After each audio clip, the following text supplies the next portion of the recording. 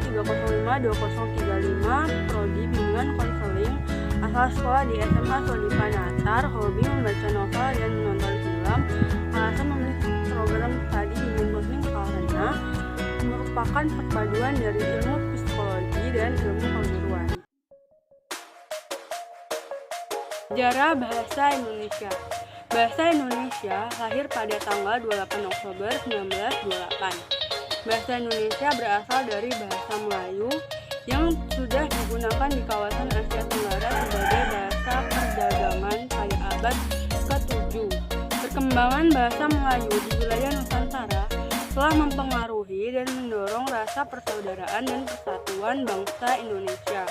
Para pemuda yang tergabung dalam perkumpulan pergerakan secara sadar mengangkat bahasa Melayu menjadi bahasa Indonesia sebagai bahasa persatuan untuk bangsa Indonesia pada tanggal 28 Oktober 1928. Ada proklamasi kemerdekaan Republik Indonesia pada tanggal 17 Agustus 1945, bahasa Indonesia telah dikukuhkan kedudukan dan fungsinya sebagai bahasa negara.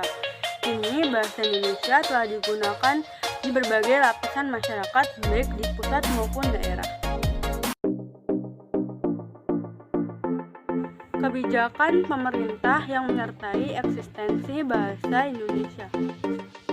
Ada beberapa kebijakan politik yang dikenal sebagai upaya menjaga eksistensi bahasa Indonesia.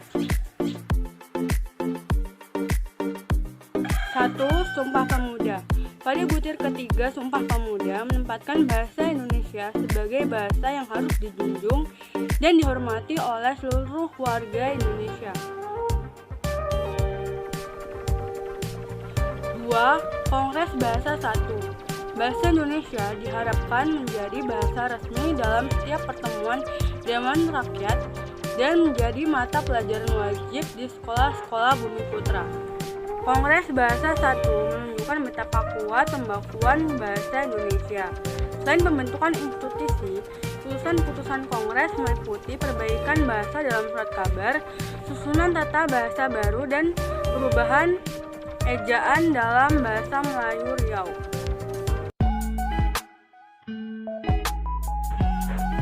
Proklamasi Kemerdekaan RI memberikan kepastian hukum akan keberadaan bahasa Indonesia sebagai bahasa resmi.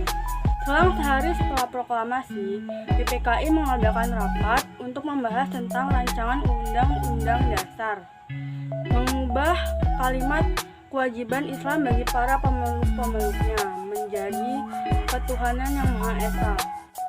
Kemudian sidang berhasil mencapai mufakat dengan dilanjutkan pengesahan rancangan dan pembukaan Undang-Undang Dasar Negara Republik Indonesia dengan Pancasila sebagai dasar negara.